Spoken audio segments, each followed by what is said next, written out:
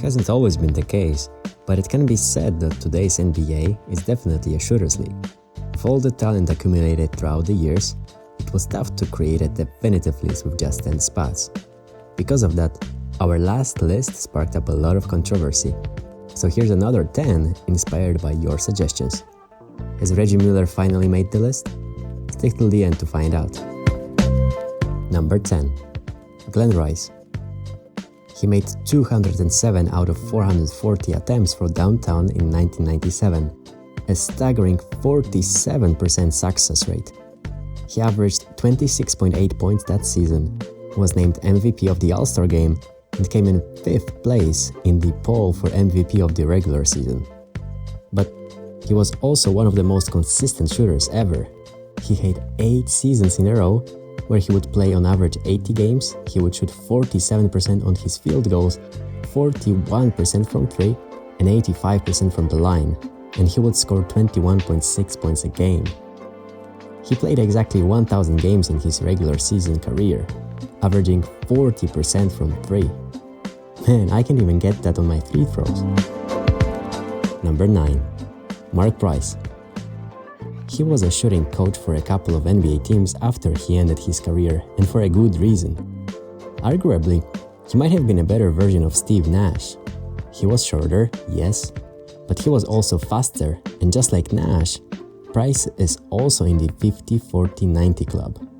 And he did it in the 90s, when hand-checking was totally normal in the NBA. Nevertheless, Price was a remarkable shooter.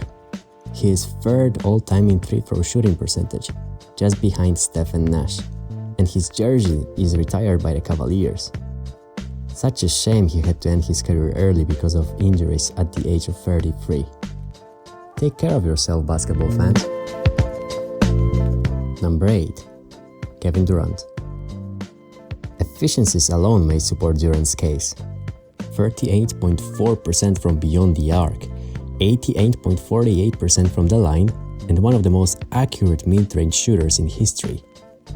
Nobody with comparable stats, though, stands at roughly 7 feet tall, has the ball handling ability to produce a shot at any time, and has a release that is so swift and high that defenders have no chance of affecting it. On the grandest stage of the game, how many guys from this list can easily step into a three-pointer of a LeBron James after snatching a rebound and galloping down the court? The modern equivalent of Kareem's skyhook is his pull-up jumper, which he performs by just firing over opponents.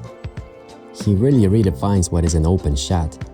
I mean, seriously, sometimes it's just like he has X-ray vision or something. He can't see the hand that is right in his face and just casually sinks the shot like nothing ever happened.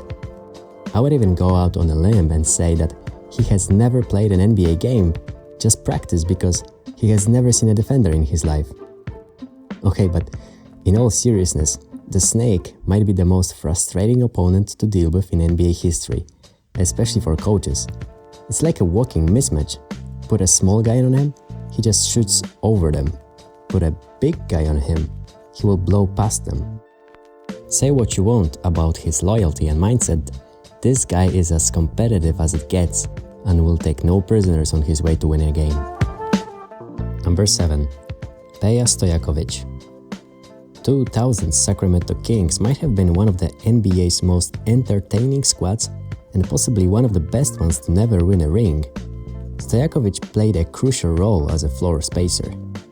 This 6'10" small forward averaged nearly 6 shots per game during his prime with the Kings, while hitting 41% of his tries.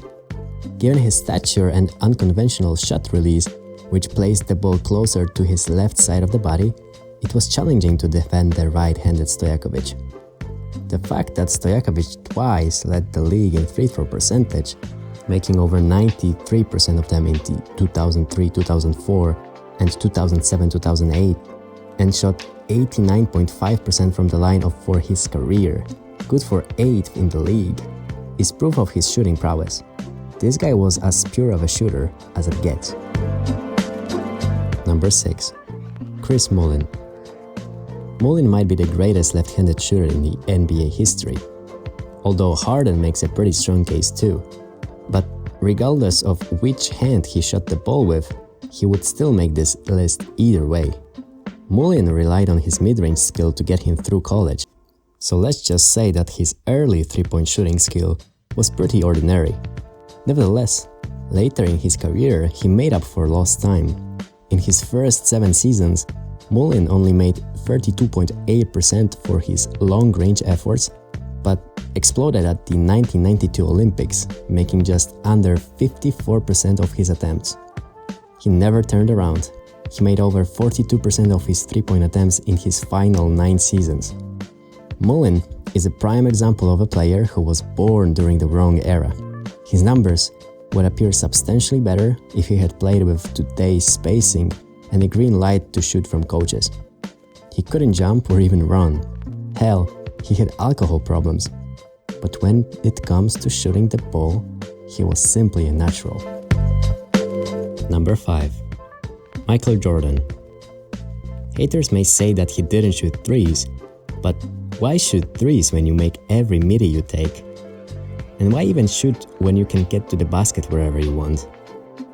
Jordan stood out from the competition because he never made the game harder than it needed to be. He certainly took a lot of shots, but it was uncommon to see him miss.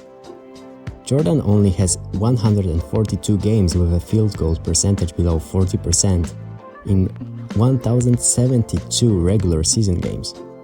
In other words, he shot poorly around 13% of the time. He was an absolute mid-range maestro and everyone would fear his fadeaway. He would make it automatically, and we are talking about one of the hardest shots in basketball, for crying out loud. But it's not just his ability to shoot the ball, it's the fact that he could also make his shots during pressure moments that matters. I mean, seriously, has there ever been a player who made so many high-stakes clutch shots in his career? You can't be named the greatest of all time without having mastered the ability to put the ball in the basket. And that's, among other things, what MJ did. Number 4. Damian Lillard. The guy himself said he is second to Steph Curry as the best shooter in the league's history. And he has a point.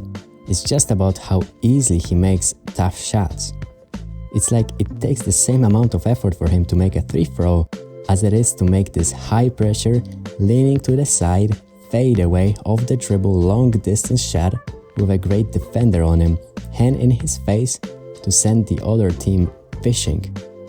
His 37.3 three-point efficiency is great, but not the greatest of sorts. But there is an argument to be made that he is even better than Steph when it comes to tough and long-range shots. The thing that makes him stand out is his mentality. He really is like a Terminator. He has absolutely no heart. He will attempt the craziest, hardest shot in a clutch situation when his team is losing, sink it and wave you goodbye with no facial expression while doing it. There is a story of him when he was a kid. Supposedly, he was jumped by goons who told him to give them all his stuff, and he famously said no. A fight broke out, and only after one of the men pulled out a gun, Lillard gave up. I wonder if these guys realized at the time that they probably just created a beast. Number 3. Steve Kerr. Chances are you passed him on the street. This skinny, inconspicuous guy holds the record for the best career three-point percentage in NBA history of 45.4%. More importantly, he made a lot of clutch baskets too, like this 1997 NBA Finals game winning shot, after he told MJ he will be ready if he gets double-teamed. Apart from being one of the best shooters of all time, he is also one of the greatest coaches. And at the same time, he might be one of the realest people in NBA history too. The guy is just so humble. He isn't like all these NBA superstars, filled with ego, calling themselves GOATs, saying they would destroy everybody 1v1, or giving themselves nicknames like King or something. No, this guy openly admits he was scared of Jordan, or that he didn't feel he was ready for this in his rookie season. Very relatable guy. In every way apart from his shooting. Stop being so good, Steve. Making me jealous. Number 2. Kyle Korver. Yes, when it comes purely to the act of shooting, Kyle Korver might be the absolute greatest. Although Korver is not the type of player to call for an ISO to try to get a basket, at his best, you could design a top-notch offense around the threat of his shooting. As defenses freaked out at the sight of him coming off screens and handoffs, Mike Budenholzer even realized that Hawks might use him as a sort of creator. But all things aside, Korver shot 42.9% on his three-pointers. What the heck? I don't know, maybe he suffered from dilated pupils or something. The rim appeared so wide to him. Apparently, he would study the movement patterns of his shooting motion and would tweak his shot kind of like a sports scientist. And when you look at him shoot, you can totally see that. I mean, his shot was so consistent and so textbook, like his whole body unified to just put that ball into the basket. No wasted energy, no weird movements, just pure efficiency. His longevity just speaks for itself. Number 1. Brian Scalabrine. I'm just kidding, it's Reggie Miller. Perhaps the greatest pacer ever, Miller was once regarded as the best shooter of all time. He made 2,563 pointers during his career and was the NBA's all-time leader in three-pointers made before Ray Allen entered the picture. Even though he was as thin as a stick, Miller was the most feared shooter in the league at the time, since entire defensive plans were made to cut down on his long-range shootings. This is typical in the NBA today, but wasn't as frequent back then. But make no mistake, Reggie loved to play the physical game too. In many ways, Miller was ahead of his time, and his statistics would have been much bigger if he had played in the league as it is today, which places such a strong emphasis on shooting. Miller spent 34+ minutes of every game for 18 years, in an average of 77.2 games per season running around screens, until he just managed to free himself up in time to receive a pass that every defense knew was coming and was attempting to intercept. Miller would then turn his body, rise up, and fling the ball at the hoop in one split second, barely beating the outstretched arm of his defender coming to block him.